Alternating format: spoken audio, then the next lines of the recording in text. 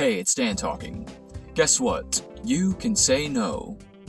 Now, how many times have you heard, just say no to peer pressure? Just say no to smoking or doing drugs. Or even saying no to dropping out of school, stay in school. These are type of scenarios that we are brought through that we should outright say no to.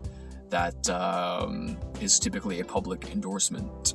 Now, you can say no to those things, but rest assured, you can definitely say no to the toxic thoughts that occupy your brain and that is just stressing you out. Now imagine this. On occasion, which happens often with people, sometimes I can be a little bit of a yes man, and sometimes you gotta learn to say no, depending on what it is. And think about this, on top of everything, some people, they struggle with people pleasing and struggling to say no when people ask, when sometimes you just probably shouldn't, or what have you, whatever the scenario brings. And you have a little bit of that pressure of performing for people.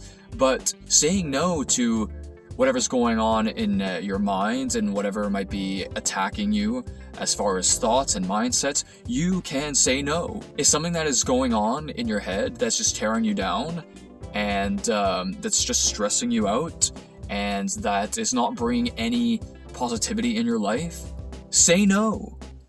And I'm the one to endorse just speaking to yourself, just say no. Can you say no to the peer pressure? Yeah, say no. Can you say no to people pressuring you to smoke or drink or giving up on something that you probably should stick at? Yeah, you should say those things are typically good things to say no to, but you could say no to whatever's going on in your head too that's just kicking your butt. And you might have every good reason to do so. You might have plenty of reason to do so. You might even have people who are literally telling you any good reason to say no to those things. But are you going to be the one to stand up and say no? Think of your mind as being that same peer pressure. Think of your mind as that same scenario where someone's offering you a smoke when you were young, or hey, even in adulthood or whatever, giving up on something that you know you should need to stick at. Those things, treat it the same way. Just say no. And if you practice saying no, you'll get used to saying no, and saying no will become a regular thing, and you'll probably be a little happier for it. When this starts attacking you, just say no.